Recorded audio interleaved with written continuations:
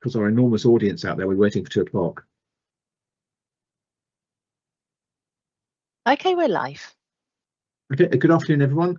Welcome to the decision days for myself, Nick Adams-King. I'm the Executive Lead Member for Universal Services, and of my colleague Russell Oppenheimer, the Executive Member for Countryside and Regulatory Services. These decision days are being broadcast in one session live on YouTube via the County Council website. And so I'd like to welcome some of our colleagues here as well. Councillor Jackie Branson, who's the Vice Chair of the Universal Services Select Committee, Councillor Tim Grove, who's representing the Liberal Democrat opposition today. And I think neither Councillor Rob McAtter or Councillor Kim Taylor could be here. And I'm sorry, I can't see whether Sarah Pankhurst is online. But, Councillor Pankhurst's not here, no, but we do have okay. Councillor Humby. Oh, we do. We have the Leader of the Council. Sorry, welcome Councillor Rob Humby, Leader of the Council, who I didn't see because I can't see all the different people at the minute. Morning. We have no deputations today, so we'll head straight into the first item, which is the Waste Disposal Contract 2030 and Options Appraisal. Patrick. Thank you, Councillor Adams-King. Good morning, good afternoon, everybody. So the paper which has been presented here really just sets out the project appraisal over the next year, which is going to be used to look at options for the waste disposal contract from 2030 onwards. So this isn't a paper which is going to set out what the contract is going to be, but just how we get to a point where we have options. Just of note within the paper is that there is it's jointly done with Portsmouth and Southampton, for whom we work with there, so they have similar papers going to their respective democratic ways as well. But it just sets out the governance arrangements, the costs associated with that, and how we'll go about that. I'm joining the call with me with James Potter and with Paul Laughlin from my team in the event there are any questions or anything we need to explore in the paper. But that's all I was going to say by way of introduction, please. Super, thanks, Patrick. So, Paul and James, do you want to just sort of run us through the headline details of this a little bit? Would that be helpful? Yes, thank you, Councillor Adams-King. As Patrick has already said, it's covering a paper that's jointly on behalf of Hampshire, Portsmouth and Southampton, looking ahead to the waste disposal contract, which expires at the end of 2030. Sorry.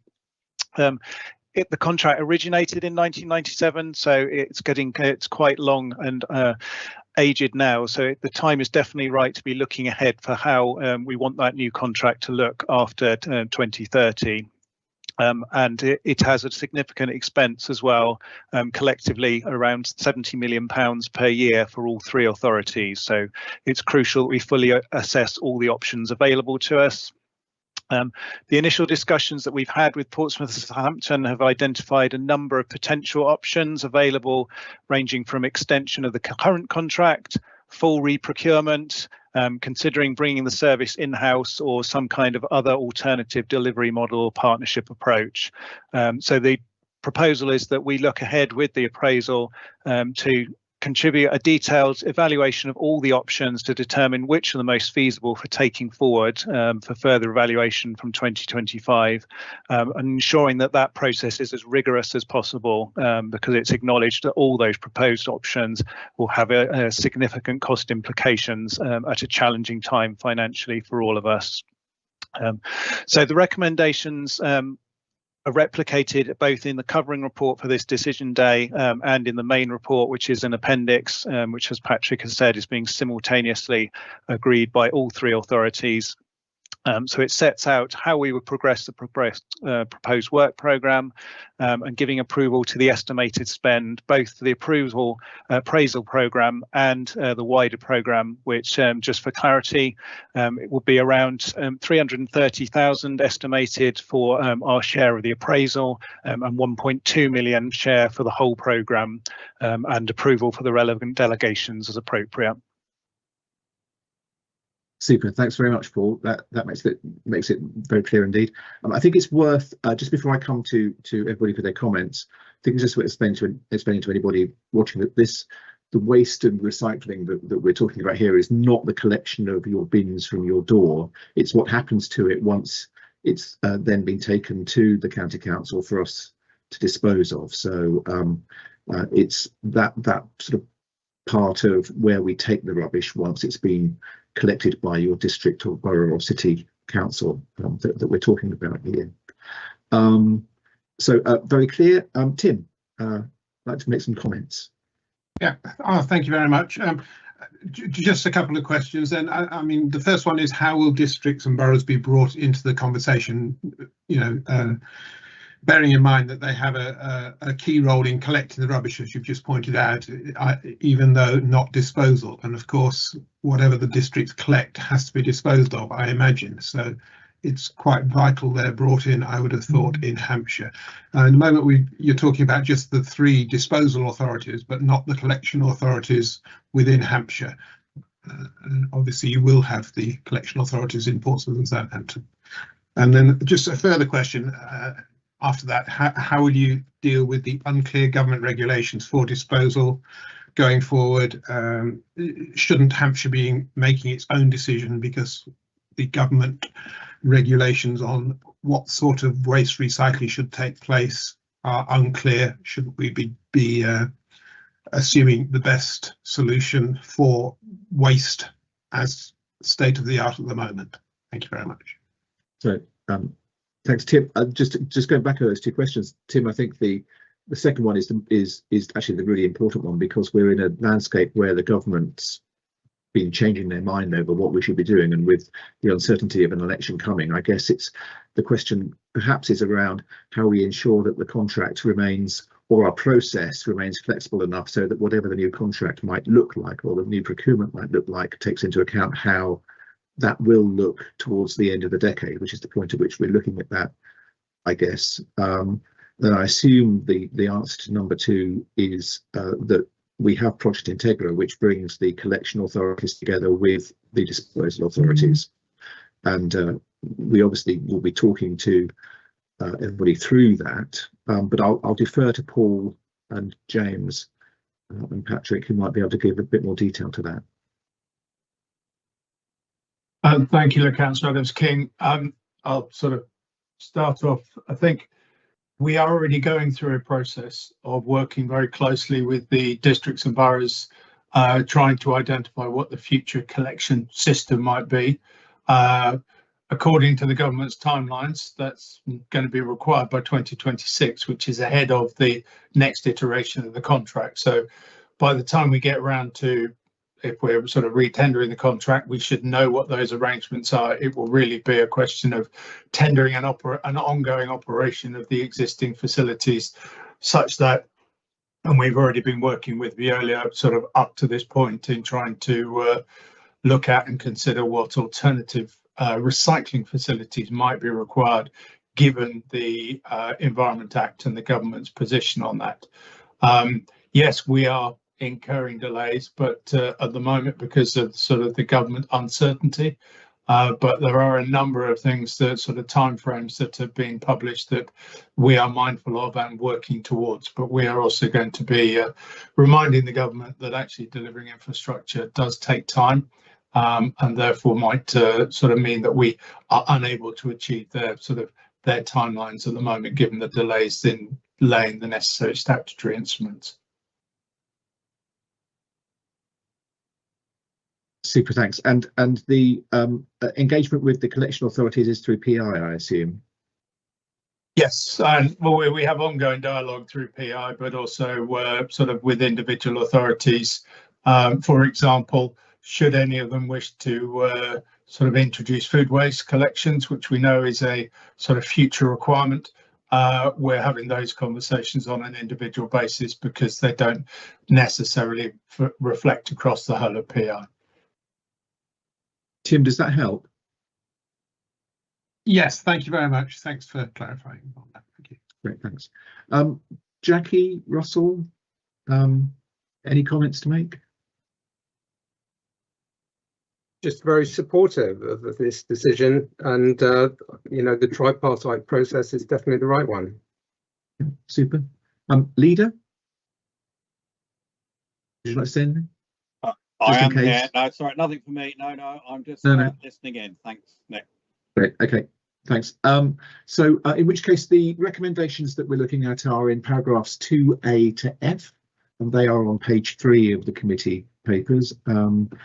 This is a huge piece of work, and thanks very much to Paul and to James and to all the team for the work that they have already done on this and they will be doing on it, because it's one of the it's one of those pieces of work that the County Council does that is rather unsung, in the sense that it affects absolutely every one of us and everyone in Hampshire, but it isn't something that is obvious to anyone at all, really, and it is a vital part of our infrastructure and way forward. And so it's heartening to know that we are going to remain agile enough to take into account anything that's coming down the track from the government.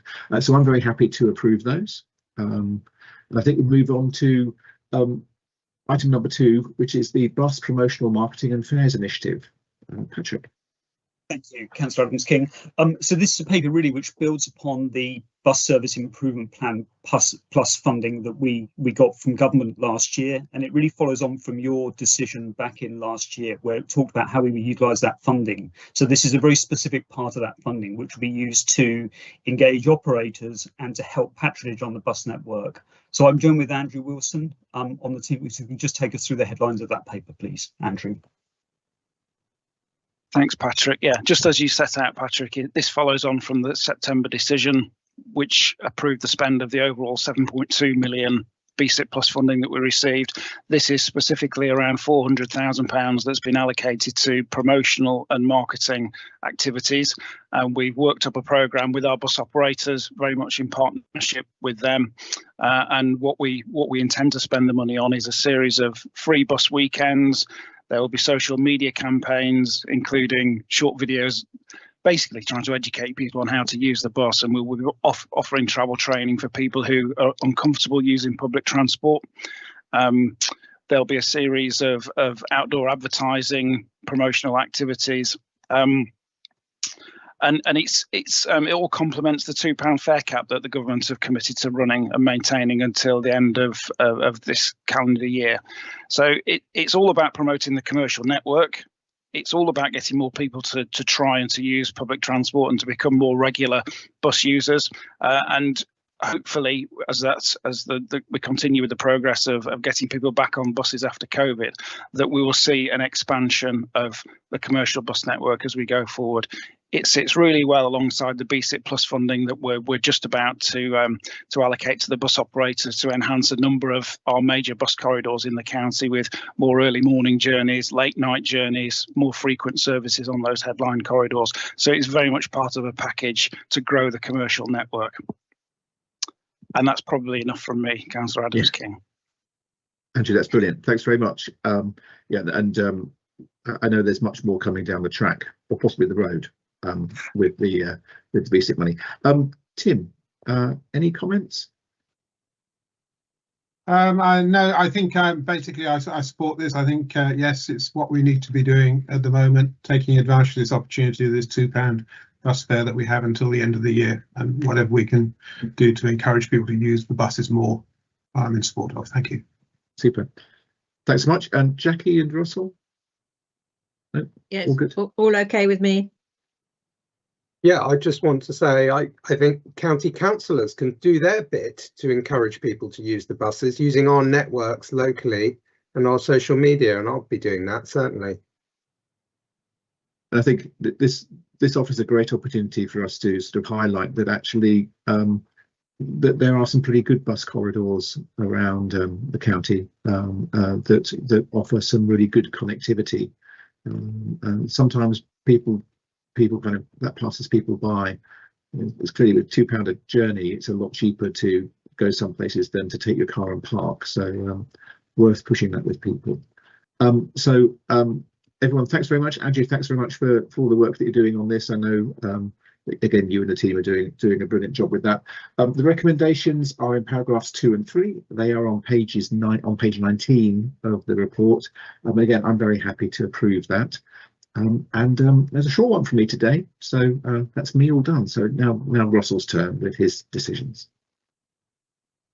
Thanks very much, Nick. And I'm Russell Oppenheimer. I'm the executive member for Countryside and Regulatory Services, and I'd like to thank you for attending my virtual decision day today. I will mention that This continues to be webcast on YouTube via the County Council website.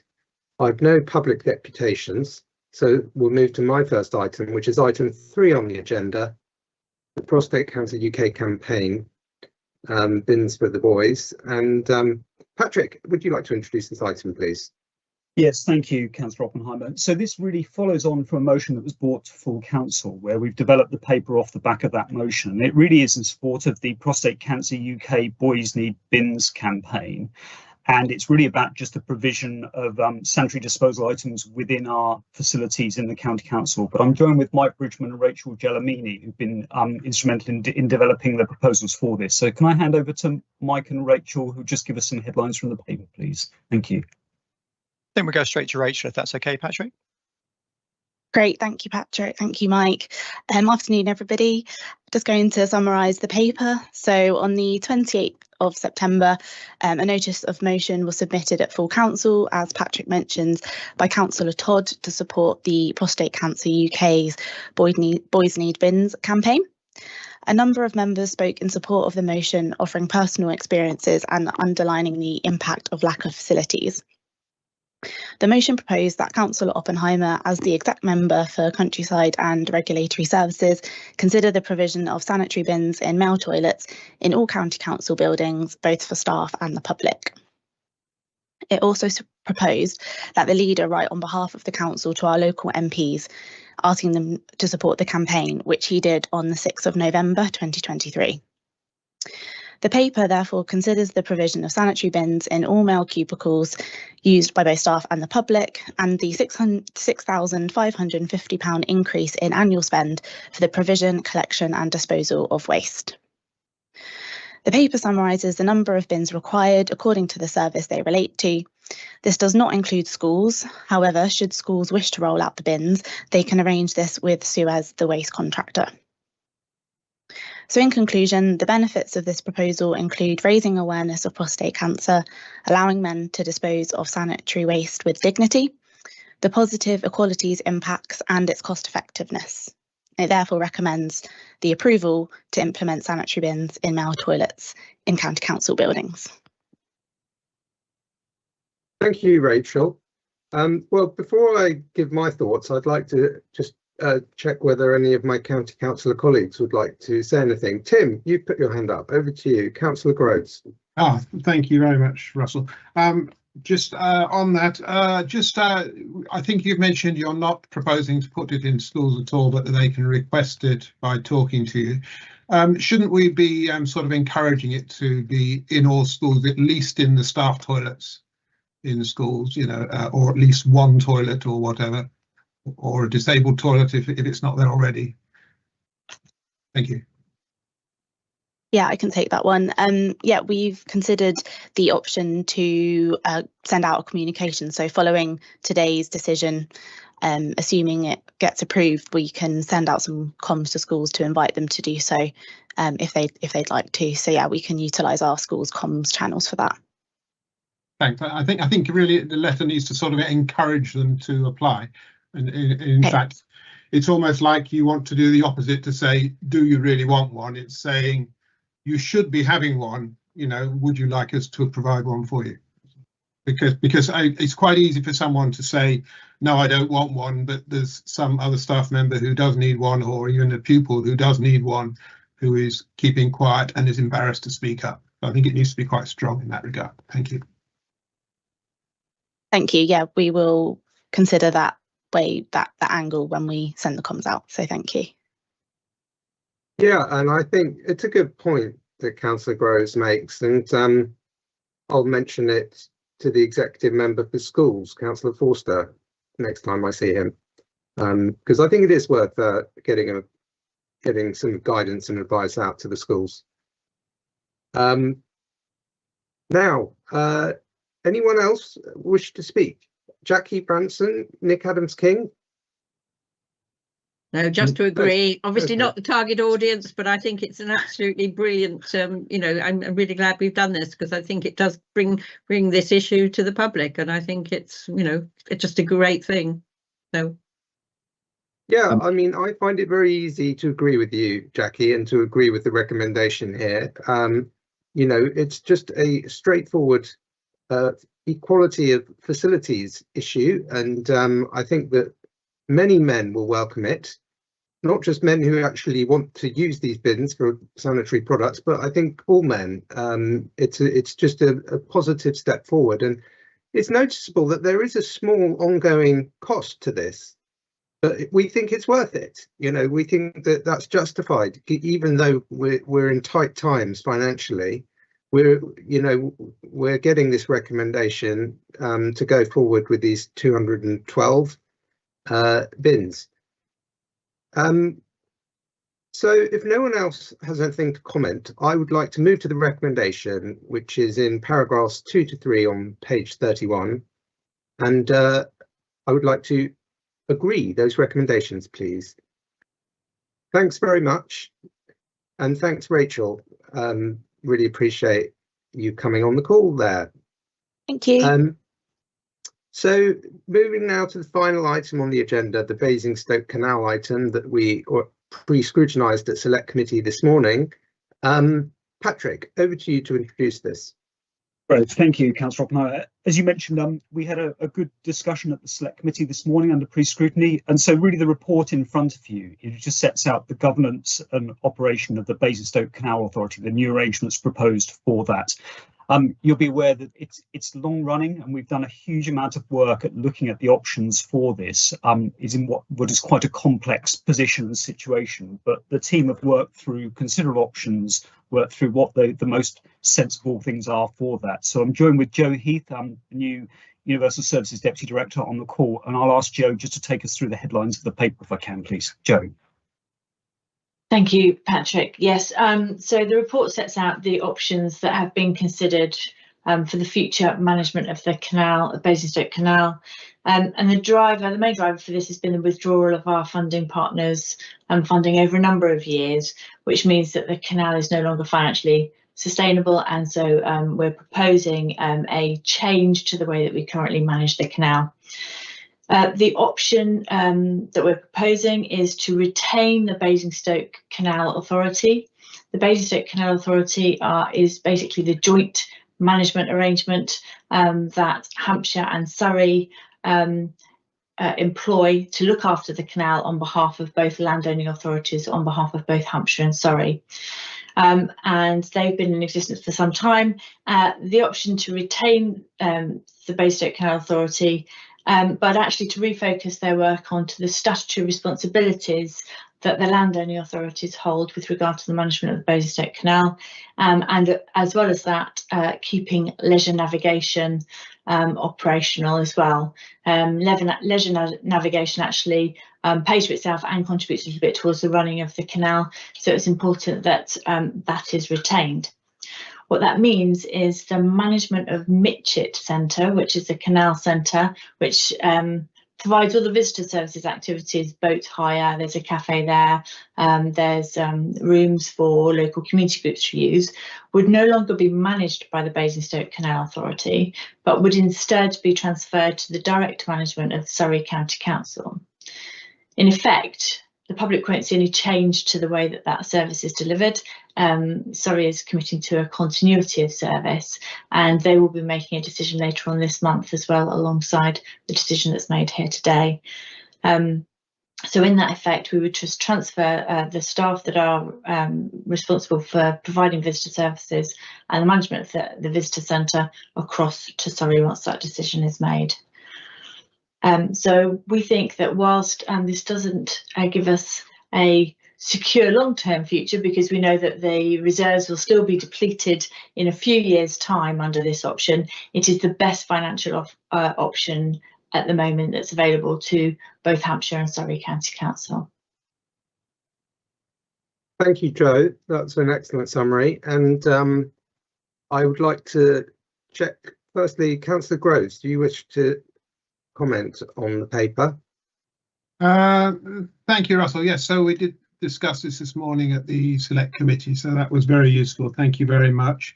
So I suppose there's a slight concern that we might be losing an opportunity by sort of withdrawing from our participation in the Mitchett Centre, and as to whether that is the case, that we're we're withdrawing from an opportunity rather than withdrawing from a liability.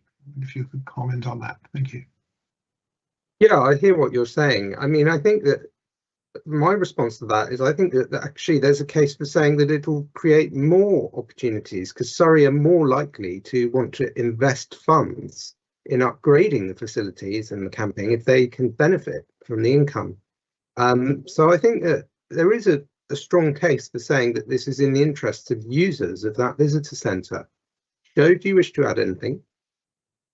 No, I think you make a very good point, Councillor Oppenheimer. And just in response, I mean, the Mitchett Centre is an asset owned by Surrey County Council, so the future of that asset is at their behest rather than Hampshire County Council's.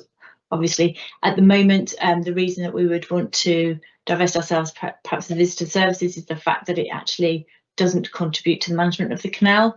So that is one of the reasons why, in terms of financial sustainability for the management of the canal, for which we have statutory responsibilities, the focus must be there rather than the visitor services. Thank you very much. It's very helpful. Good point. Anything else, Jackie? Do you wish to comment? Well, just to say, we had a good discussion this morning, and obviously the Basingstoke Canal has been an issue for the previous select committee as well as this one. So, you know, it's been very much an ongoing issue. And I do think that this is the best that we can get out of it. But, you know, I mean, nothing is perfect, but, you know, I think that was the decision that the select committee came this morning in support of this. Thank you, Jackie. Nick, any comment from you? I think that what was interesting this morning was that there were really lots of really good questions, and Joe answered them perfectly.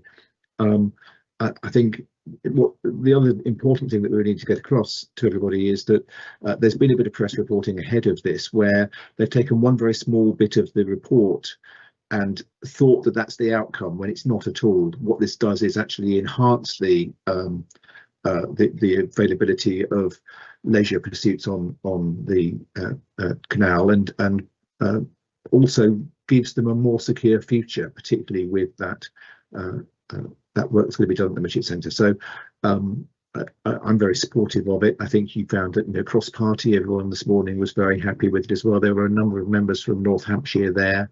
I think it's worth also reflecting that Councillor Glenn, who's the chairman, I think, of the Canal Authority, was there and was able to give both some really helpful background, but also his backing to the proposal. So it seems sort of really quite, you know, we've reached a point that a very difficult issue has been dealt with in a really, you know, positive way, and in a way that has brought consensus amongst everybody, which is great to see. So yeah, very happy. Thanks, Nick, and I completely agree. It's been really good stakeholder management by the officers. Councillor Glenn was chairman of the joint board, and it was good to have his endorsement. I'm really pleased about that, and I was pleased to have the opportunity to speak to the journalist at the select committee this morning to correct this misleading narrative that there's going to be cuts. There's not going to be cuts to services. The man or woman on the street, or perhaps I should say the man or woman on the towpath, will see no change. You know, everything will continue. This is really a change to the governance arrangements to try and streamline, save money, make it more efficient, and make sure we can continue leisure navigation in the short term. So I'm pleased about that. I'm really pleased that we've worked so well with Surrey County Council on this project. It's a really good signal for the future, and I think that there are more things we can do with Surrey. They obviously have a good operation there, and we have lots of joint interests. So I think that, you know, this engagement with them and the ongoing discussions we're having with them over Basingstoke Canal are a sign of more to come. I would like to say that this solution that is before me today does give us the answer for the medium term, and we do have sufficient capital resources to continue to maintain the canal in the medium term. But there is still a question mark over the long-term future, and I do believe that we need the government to come in and help to broker a solution with the Canal and Rivers Trust. And I'm minded to write to the Minister, but that's obviously better if it's a joint letter with my counterpart at Surrey. So that's something I want to discuss with her, who interestingly is called Councillor Heath, although I don't believe she's a relation of Joe Heath. No relation. But I'm looking forward to meeting her next week to discuss whether we might do a joint letter. I think it's warranted, actually. It's a really important issue for the heritage of our county, for the environment. This is a triple SI, let's not forget. So I think it's worth contemplating that letter if Surrey are also willing to send a letter to the Minister. And you know, I am grateful and echoing what Councillor Adams-King said. There's been a long process to get to this stage today, over a year of discussions, and it hasn't always been easy, and it hasn't always been obvious what to do. But I think that the right decisions have been made at every stage. I'm very grateful to Patrick and Joe and all of the team for this excellent piece of advice. And with that, I'm going to move to the decision, which is where the recommendations are paragraphs 2 to 5 on page 37 of the report. And Katie, I would like to accept all of those recommendations, please. Good. Well, thank you very much, everyone. There's no exempt session today, so I don't have to do my usual thing of reading the exclusion of the press and public. So I'm going to say thank you and hand back to Nick Adams-King. And I'm going to say thank you for watching us, if you have been, and ask Katie to end the broadcast.